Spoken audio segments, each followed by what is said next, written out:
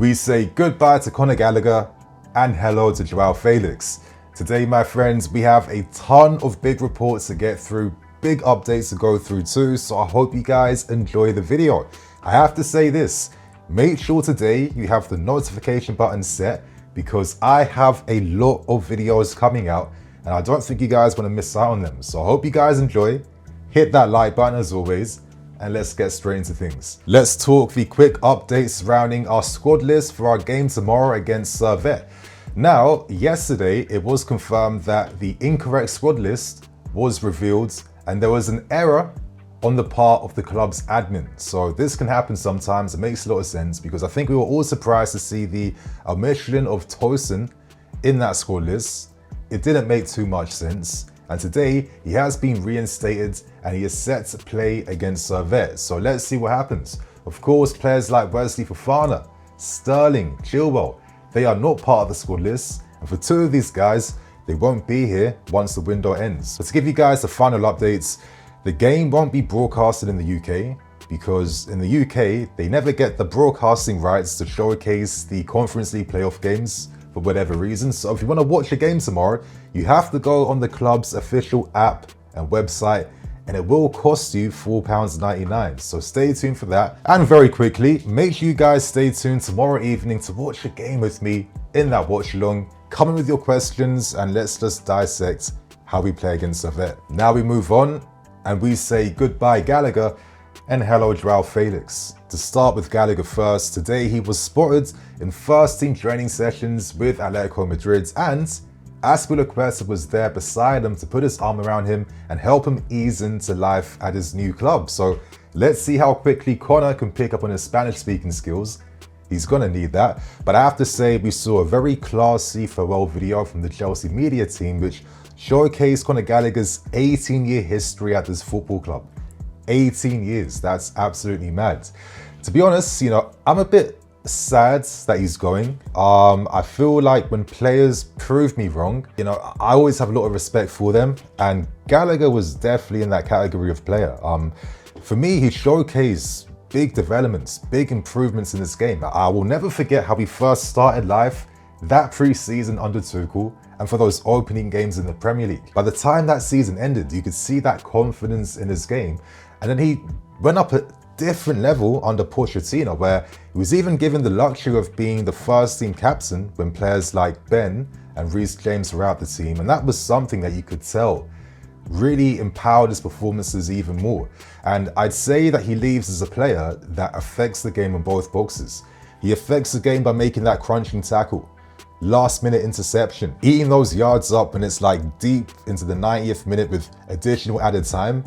But on the other side, he can score with either foot, very good set piece taking, and unsurprisingly, he led with chance creation numbers last season because he has one of those rare skills where he can break the play up and then play the ball forward to kickstart attacks. So in my opinion, I think Atletico Madrid is the perfect club for Conor Gallagher, not only to play his football, because I see him as the Gabby successor that Simeone's always wanted to have in his team, but I do think that he will be able to showcase his development and actually improve even more. So good luck to Conor. I think it's a little shame that players like him from our academy can't complement what we're trying to build at this football club. I think in a perfect universe, both could have coincided and both could make sense, but it is what it is now. And all I can say is good luck to Gallagher. And I'm looking forward to seeing how he plays as I'll be watching Atleti this season. And now we welcome Joao Felix to Chelsea Football Club. As Felix says, I am ready to make Chelsea my home. How's his first day gone?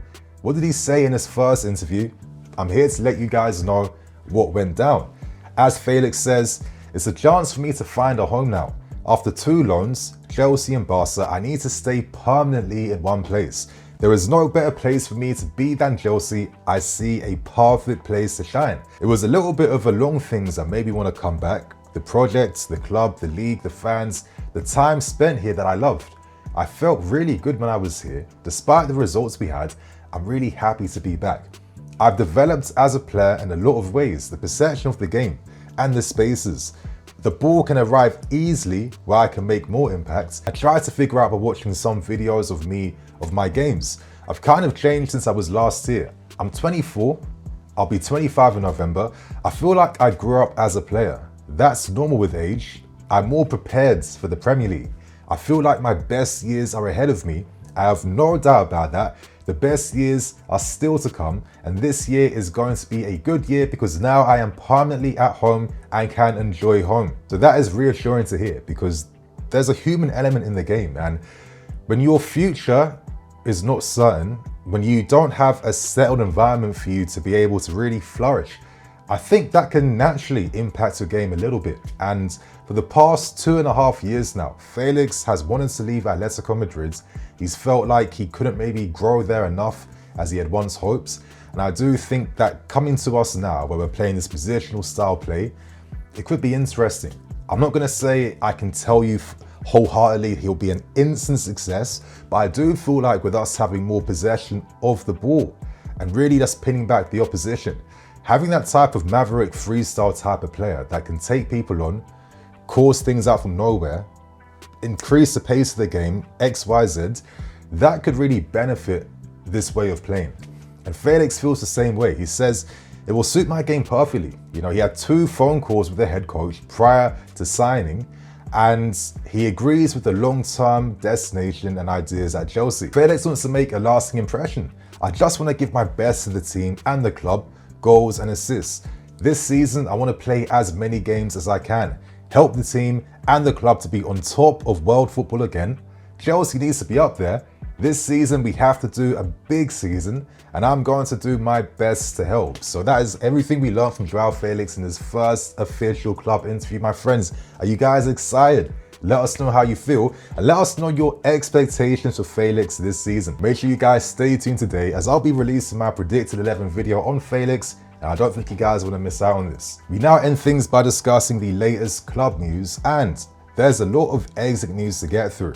We start with Axel Disasi, as confirmed by Ornstein and now other journalists today. Disasi is being courted by Newcastle, and Newcastle have made an official inquiry to us to find out the availability of the player.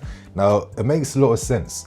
Paul Mitchell is the sporting director at Newcastle, and Paul Mitchell was also at Monaco. He was the man that was instrumental in Monaco signing Axel Disasi from Stade Reims all those years back, and it makes sense that he would like to bring a player that he's already familiar with and feels would make sense, as personally I feel like Newcastle benefit from that more traditional box style defender. And in my opinion, I don't think Disasi was bad. I feel like in the games where he could display more of his box qualities, especially that game away from home against Man City, where he became like Axel Colossus Disasi, yeah? That's what his game's about. But now our needs are a bit different. We need defenders that have maybe a bit more pace, that are more comfortable playing wide, defending wide spaces 1v1. And I do feel like Disasi's got a bit of a turning radius like Harry Maguire in that sense, and it's not necessarily his fault because what he does, his qualities come in the box. And I feel like maybe it didn't really make too much sense to me as a long-term signing. And even though, you know, I respect him and he's a good player, decent for us last season, I still never really understood why we had signed him. So let's see what we negotiate with Newcastle. Obviously, we paid £38.8 million to sign him for Monaco. You'd imagine we'd be selling him for a profit, right? Especially with Newcastle desperate to reinforce defensively as they're struggling currently to negotiate a move for Mark Guy. Disasi goes, if Gallagher goes, because I'd imagine we still won't keep him even if Disasi got sold, could we make a mad last-minute move for Mark Guy? Who knows, crazier things have happened. We discussed the latest news surrounding Raheem Sterling as big developments today, but it has been confirmed not only by journalists, but by our manager as well, that there is now no place for Raheem Sterling in the squads. His career is over at this football club, and this is something the player has now accepted. Now, MARESCA has said in his press conference that, listen, Sterling isn't a bad player. I just want a different type of winger, and currently we have too many wingers, so I think enough said, right? You know, I sympathize with Sterling because the timing is pretty annoying. If he was told at the start of the window, like very aggressively, listen, we just don't want you, you're not part of our ideas, that would have given him more time to be able to plan his next career move. Obviously, he's got a family, he's got kids. There'll be a lot of disruption to that life now because everything's happening really fast and last minute. It could have been avoided, but clearly we wanted to sign the players we want first before discarding the players we don't need afterwards, which comes at the expense of the moves these guys can make. Sterling would prefer to stay in London. Could any London clubs make an offer? Who knows? But I think the main reason as to why he probably has to go is because of the wages. Now, as I said, maybe the manner wasn't as classy in revealing that he is not wanted anymore, but equally the club may feel that we have to move a bit dirty now, because us as a fan base have known for a while that the club don't necessarily want to keep Sterling. He even came up before to commit his intentions to stay at Chelsea and made something happen again. But when you got 3 years left on your contract, and those 3 years are worth nearly £70 million. £70 million. You know, Todd Bowley, when he had no direction and was acting as sporting director, yo, this guy was giving out crazy contracts, yeah? Absolutely mad contracts. You can see why maybe the club are being a bit aggressive, even though I think you could show a bit more respect in how you do that, right? But we see what happens. He said he doesn't want to go to Saudi Arabia, but realistically, they would cover his wages and probably cover the transfer fee. So I'm expecting probably a loan and obligation to buy it.